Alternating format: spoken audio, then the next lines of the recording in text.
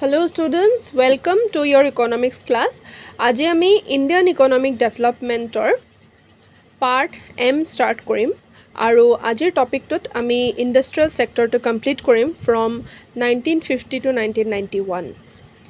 চ' আজি আমাৰ ডিছকাশ্যনৰ টপিক হ'ব ভাৰতীয় শিল্পৰ সমস্যাৱলী, প্ৰব্লেমছ অফ ইণ্ডিয়ান ইণ্ডাষ্ট্ৰি.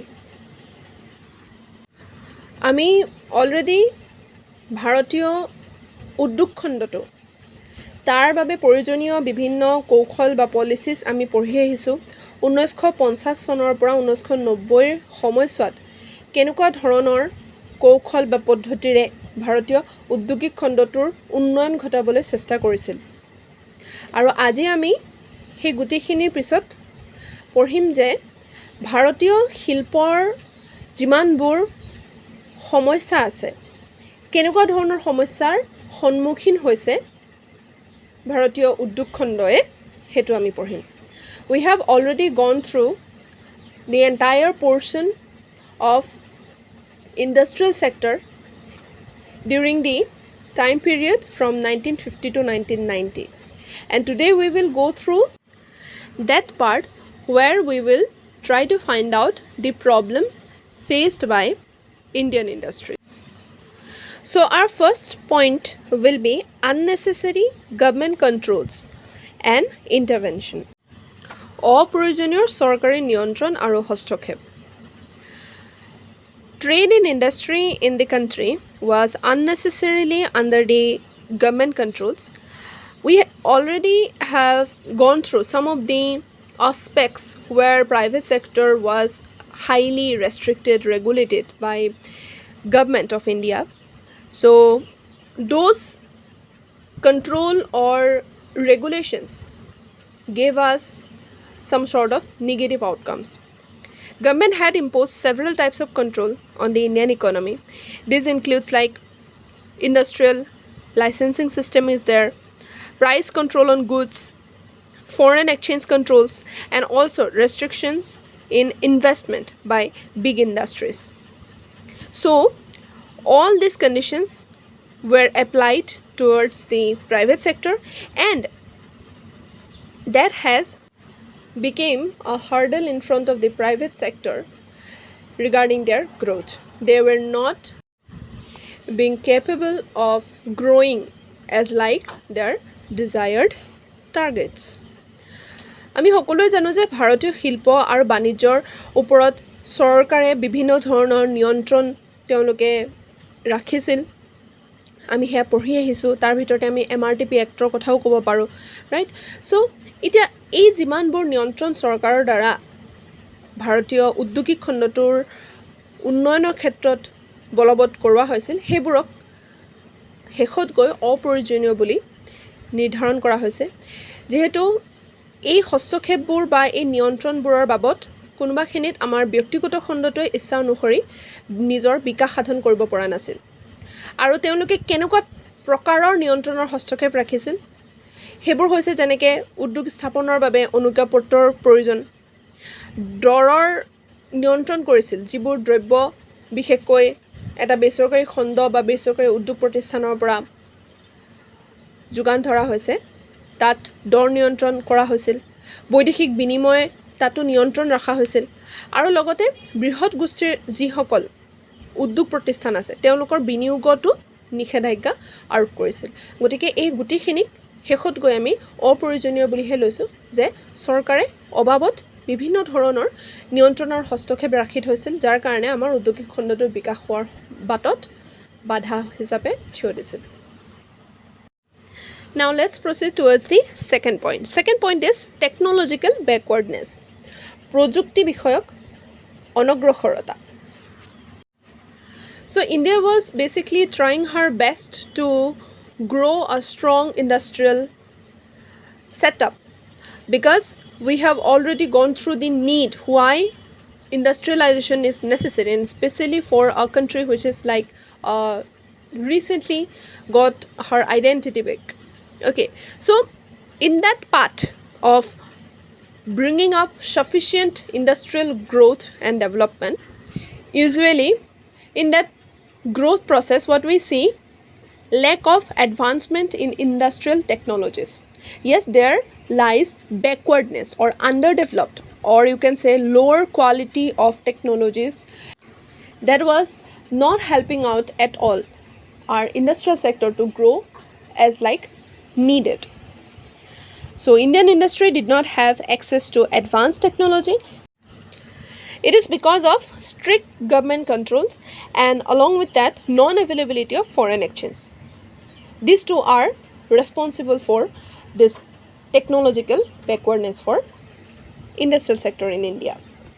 প্ৰযুক্তি বিষয়ক যিমানবোৰ আমাৰ গুণগত বা উচ্চ মানদণ্ডৰ যি আমি প্ৰযুক্তি কৌশল আমি ব্যৱহাৰ কৰিব লাগে তাত আমি কোনোবা ক্ষেত্ৰত ক্ষমতা হেৰাইছিলোঁ যিহেতু ইয়াৰ আঁৰৰ যুক্তি হিচাপে বা কাৰণ হিচাপে আমি দায়ী ক'ব পাৰোঁ কাক যে চৰকাৰৰ যি কঠোৰ নিয়ন্ত্ৰণ বলবৎ কৰোৱা হৈছিল আৰু বৈদেশিক বিনিময়ৰ ওপৰত যিখিনি নিয়ন্ত্ৰণ ৰাখিছিল অৰ্থাৎ বৈদেশিক বিনিময় হ'লেহে দেশখনলৈ সম্পত্তিৰ প্ৰৱাহ আৰম্ভ হয় আৰু যেহেতু ভাৰতীয় চৰকাৰে এই ক্ষেত্ৰত সম্পূৰ্ণৰূপে নিয়ন্ত্ৰণ আৰোপ কৰিছিল সেইটো কাৰণেই আমাৰ দেশখনত উদ্যোগিক খণ্ডত যিমানবোৰ প্ৰযুক্তি কৌশল ব্যৱহাৰ কৰা হৈছিল সেইবোৰ চাবলৈ গ'লে পিছপৰা মানদণ্ডত অনুন্নত প্ৰকাৰৰ আছিল যাৰ বাবে আমাৰ উদ্যোগিক খণ্ডটোত উৎপাদিত দ্ৰব্যবোৰৰ গুণাগুণ সৰ্বাধিক হোৱাত বাধা আৰোপ কৰিছিল After that we have our third problem, that is low productivity and inferior quality. নিম্ন উৎপাদনশীলতা আৰু নিকৃষ্ট মানদণ্ড I have already mentioned you earlier that because of technological backwardness it has put a big hurdle in front of our industrial sector to grow properly because it is not helping us to produce high quality products and that's what we are getting here. Use of backward technology, it has resulted us with low level of productivity and along with that production of poor quality goods in the industry. অনুন্নত যিবোৰ প্ৰযুক্তি কৌশল ব্যৱহাৰ কৰা হৈছিল ভাৰতীয় উদ্যোগসমূহত তাৰ বাবে শিল্পসমূহৰ যিটো উৎপাদনশীলতাৰ হাৰ হেয়া একেবাৰে নিম্ন স্তৰ আছিল আৰু যেহেতু আমি এক অনুন্নত প্ৰকাৰৰ প্ৰযুক্তি কৌশলৰ জৰিয়তে উৎপাদন কৰিছোঁ গতিকে নিম্ন স্তৰৰ মানদণ্ডযুক্ত দ্ৰব্যহে উৎপাদন কৰা হৈছিল এইটো এটা সমস্যা After this we have our fourth point, that is poor infrastructure, দুৰ্বল আন্তঃগাঁথনি All of you know the meaning of infrastructure. These are basically some kind of facilities or services which are helping out a nation to bring sufficient growth and development. And we also know some of the examples of infrastructure like the transportation facilities and education facilities, telecommunication facilities, etc. So what we see during that period from 1950 to 1990, as we all of us noticing that infrastructure actually help us regarding the growth process. So to grow our industrial sector in a sufficient manner, we need proper infrastructural backup. But we have a very weaker infrastructure facility. Indian industry was generally crying for infrastructure in form of transport, telecommunication, power. Electricity is a must needed infrastructure facility. None of these was sufficiently available. The government has no money to finance these projects. So that's why it is creating a huge problem in front of our industrial growth. দুৰ্বল আন্তঃগাঁথনি আছিলে আমাৰ ভাৰতীয় শিল্পৰ বিকাশৰ সন্মুখত থিয় দিয়া এক প্ৰকাৰৰ সমস্যা আমি আন্তঃগাঁথনি বুলি ক'লে তাৰ অৰ্থটো কথা ৰ'ব লাগিব আন্তঃগাঁথনিয়ে কিছুমান সুবিধা বা সেৱাক বুজায় যিবোৰৰ জৰিয়তে আমি দেশখনৰ উপযুক্ত বিকাশ আৰু উন্নতি কঢ়িয়াই অনাত আমাক সহায় কৰে আৰু ইয়াৰ কিছুমান উদাহৰণ যেনে পৰিবহণ ব্যৱস্থা হওক বা স্বাস্থ্য ব্যৱস্থা হওক শিক্ষা ব্যৱস্থা বা যোগাযোগৰ ব্যৱস্থা লগতে শক্তি ইত্যাদি গতিকে এই গোটেইবোৰ আমাৰ দেশখনৰ উদ্যোগিক খণ্ডৰ উন্নয়নৰ ক্ষেত্ৰতো এক প্ৰকাৰে আহিলা হিচাপে ব্যৱহাৰ কৰা হয় আৰু সেই সময়ত ক'ব পৰা যায় যে আমাৰ ভাৰতীয় শিল্পই নিজৰ বিকাশৰ ফালে যেতিয়া ধাৱমান হৈছিল যিবোৰ অত্যাৱশ্যকীয় আন্তঃগাঁথনিৰ সুবিধা যেনে বিজুলী ইত্যাদি যোগাযোগৰ লগতে পৰিবহণ ব্যৱস্থাৰ যি সুবিধা সেয়াৰ পৰা আঁতৰত থাকিব লগা হৈছিল আৰু ক'বলৈ গ'লে এইবিলাকৰ কোনোটোৱেই পৰ্যাপ্ত পৰিমাণে উপলব্ধ নাছিল আৰু সেইটো কাৰণে আমাৰ উদ্যোগিক খণ্ডত সমস্যাৰ সৃষ্টি হৈছিল আৰু বিশেষকৈ চৰকাৰৰ হাতত তেনে পৰিমাণৰ ধনৰ টোপোলাও উপলব্ধ নাছিল যে খৰচ কৰিব পাৰিব এই অত্যাৱশ্যকীয় আন্তঃগাঁথনিখিনি বিকাশ সাধন কৰিবৰ কাৰণে গতিকে দুৰ্বল আন্তঃগাঁথনিয়ে এটা সমস্যাৰ সৃষ্টি কৰিছিল